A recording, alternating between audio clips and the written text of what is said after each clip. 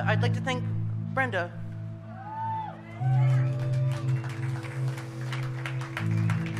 You are absolutely everything. What's the relationship that you had with Michael Jackson? Had or have? I mean, it's Had both. You know, whatever. Let's go with had. Those headlines. Your mother said your father was drunk and abusive. And he was, huh? Yeah, no, definitely. I can't get everyone just stand in front of the middle. Folks, right in front of you. Right in the middle, right in the middle.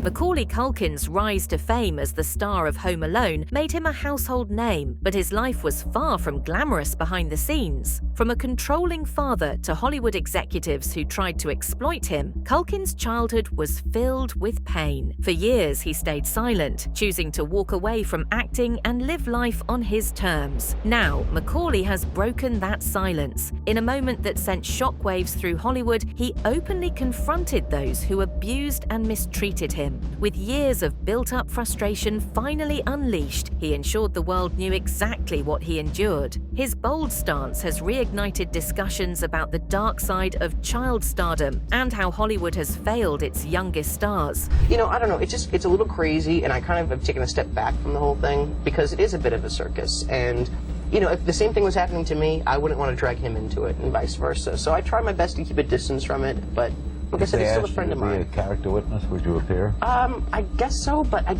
probably not. I mean, like I said, it's crazy, and I don't really want to be a part of it, you know? Do you like him? I like him, and he's a friend of mine. I'm not saying I wouldn't do something like that. It just hasn't been brought up to me, and I don't think he'd want me to either. Just because, like I said, you know, if the same thing was happening to me, I wouldn't want him to be. What reaction has happened to you from all of this? What do you mean? I mean, people. Do people inquire of you a lot about it? Macaulay Culkin has never been one to hold back when speaking about his past, but his recent viral comments took things to another level. The internet exploded when footage surfaced of him directly addressing those who mistreated him as a child, making it clear that he was no longer afraid to speak his truth. His words were powerful, unapologetic, and a clear message that he had broken free from the control that once dictated his life. I'd like to thank Brenda.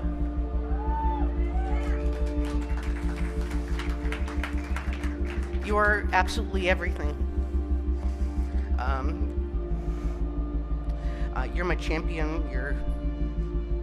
You're the only person happier for me today than I am. You're not only the best woman I've ever known, you're the best person I've ever known. You've given me just all my purpose. You've given me family. You know, and after the birth of our 2 boys, you become one of my 3 favorite people. You're somewhere in there. But I love you. I love you so much. So yeah, to wrap things up, and in the spirit of the holiday season, I just want to say Merry Christmas, you filthy animals. At the peak of his career, Macaulay walked away from Hollywood, shocking fans who expected him to continue as a major movie star. Many assumed it was just a phase, but years later, he revealed the real reason. He wanted nothing to do with the industry that had used and abused him. His decision to step back from fame wasn't about a lack of talent or opportunity, but about reclaiming control over his life. It was my buddy Seth Green.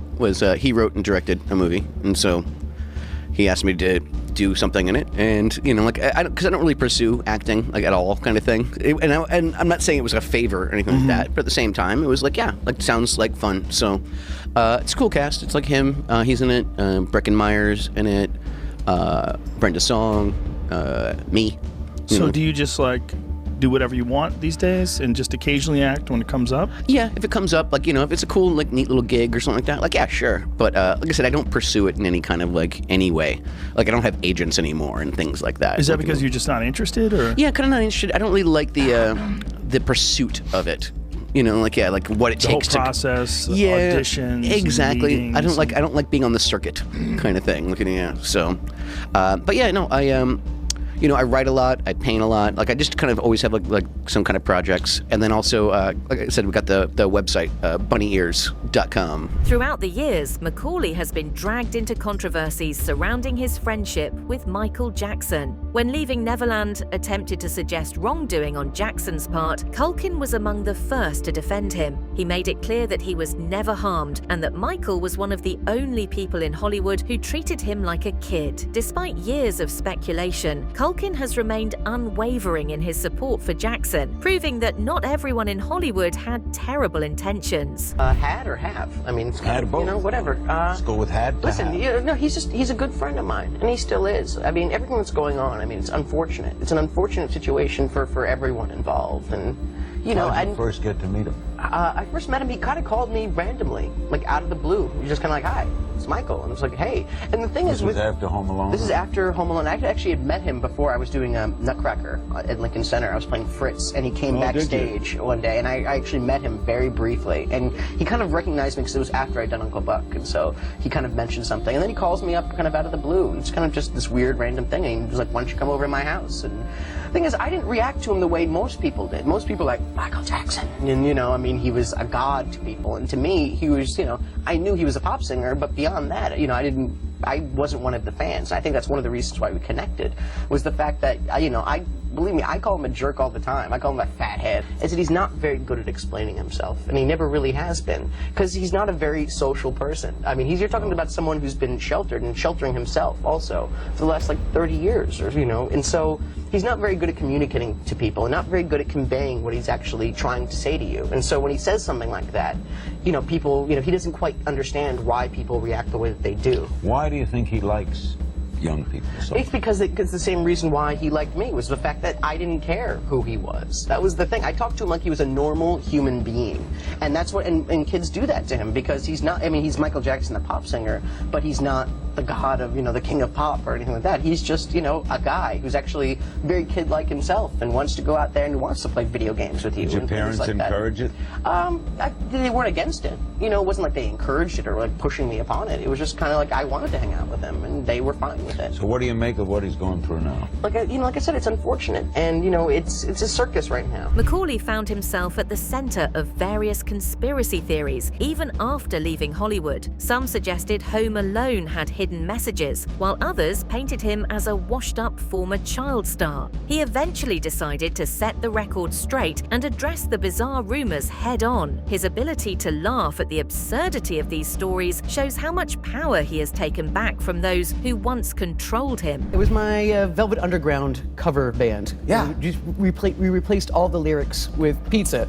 So it'd be like, you know, take a bite of the wild slice. No, yeah, no, I loved it. I was at a pizzeria opening in Brooklyn, and they said the Pizza Underground is here, and I go, and because I hear bizarre stories about you or things, and I go, there's no way Macaulay Culkin is in a Velvet Underground cover band where all they sing about is pizza. And yet, it was true. That was actually happening. Yeah. You were there, and it was great. I loved it. Yeah, it was a fun run. What are the most other bizarre things that people have you heard about yourself? Oh, I die all the time. That's Congratulations. I know, right? I'm just happy you're here. I know, I'm just a specter. During Michael Jackson's 2005 trial, Macaulay took the stand to defend the pop icon. His testimony was crucial in dismantling false claims, proving that Jackson never harmed him. Despite immense pressure, his courage in publicly defending Michael was another way Culkin refused to let Hollywood dictate his story. Even young, he knew the importance of standing up for the truth. They were very dear friends. I met with Macaulay the night before I called him as a witness. I met with he and his New York lawyer. He had an entertainment lawyer with him. And the lawyer was nervous as can be. And about what this might do to his career and what it might do to him. And he was very concerned about his client, which I understand completely. Macaulay, on the other hand, was so confident, so convinced he was doing the right thing, and so adamant that he was never molested, that he was never put in a compromising position by Michael Jackson, that Michael Jackson was his close friend, that they both came up as child stars and they knew the rigors and the pressures of being a child star. And he said, "This is my friend. I'm testifying for him. This stuff never happened. Remember, the prosecution called witnesses to say they'd saw Macaulay being molested at Neverland by Michael. Macaulay gets on the stand and says he never molested me at any time. For years, speculation about Macaulay's father, Kit Culkin, dominated conversations about his troubled childhood. The young star's career was managed with an iron fist, eventually driving him to cut ties with his father. Recently, a resurfaced interview reminded fans of Macaulay's childhood pain and how he finally freed himself. His ability to break away from his father's control remains one of the most inspiring parts of his journey. Headlines. Your mother said your father was drunk and abusive. He was. Yeah, no, definitely. At one point, you called the police about your father. Yeah. I went off somewhere for the weekend, and I didn't tell him. And he got he got angry with me, and gave me a nice swipe across the cheek, and I just went down. And then he told me to get up. And I said, and I looked at him, I was like, I'm not gonna fight you, because I knew that's what he wanted me to do. He gave me another one. And my brother had walked into the apartment or something like that, and I just said, F you, I'm gonna, and I closed my door, locked it, called the cops on him. That I just wanted him to know that I wasn't going to let him get away with those kind of things anymore. Hollywood has long been accused of protecting abusers while covering up the suffering of child stars. Many who have experienced abuse end up repeating the cycle, something Macaulay has managed to avoid. Discussions about how abusers manipulate young talent continue to dominate the conversation. Macaulay's ability to break free from this toxic cycle is a testament to his strength. Why many who are abused turn into abusers. When a child gets emotionally abused, or physically or sexually, growing up, many will struggle to forgive those who hurt them.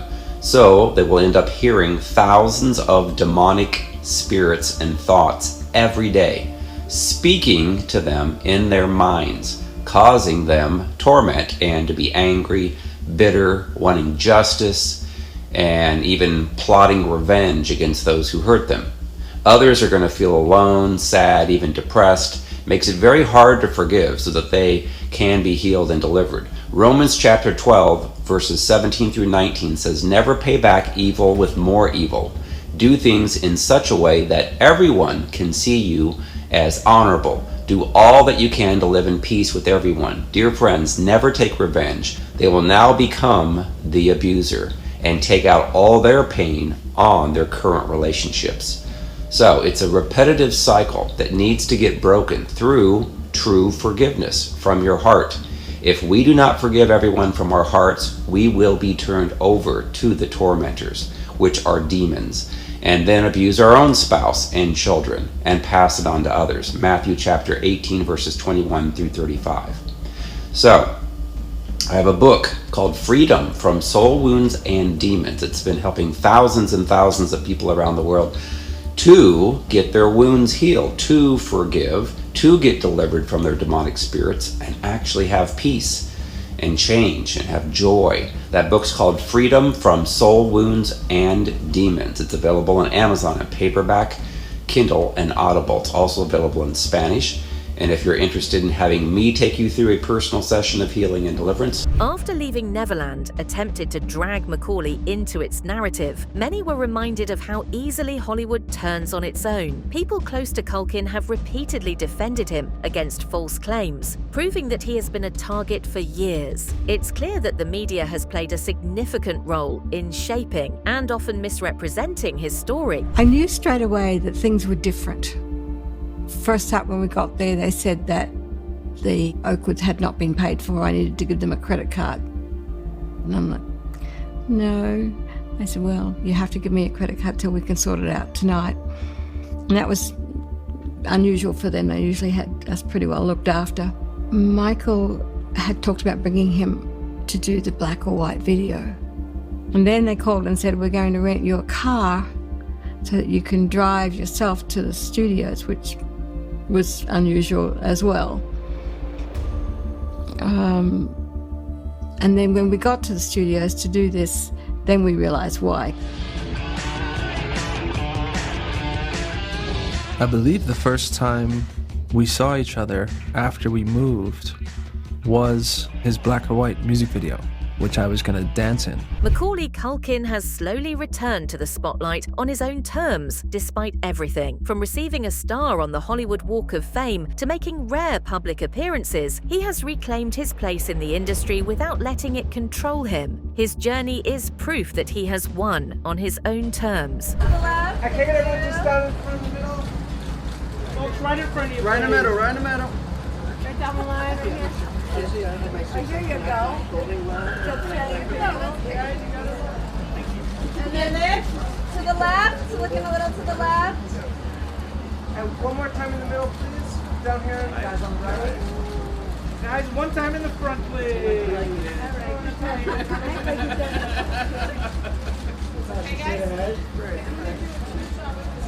Unlike many former child stars, Macaulay Culkin has embraced his new life outside of Hollywood's grip. While his brother Kieran Culkin has enjoyed a highly successful acting career, Macaulay has chosen happiness and peace over chasing fame. This contrast between the two brothers shows that success doesn't always have to mean staying in the spotlight. Culkin's journey from a beloved child star to an independent, self-made man is one of resilience and strength. He has openly humiliated those who tried to control and abuse him, refusing to let Hollywood define him. By walking away, speaking his truth, and rebuilding his life, he has shown that true power comes from taking control of your own narrative. The story is a testament to survival, and what happens next will likely shock us all. But one thing is clear: Macaulay Culkin is no longer a victim. He's a fighter, and he's finally free.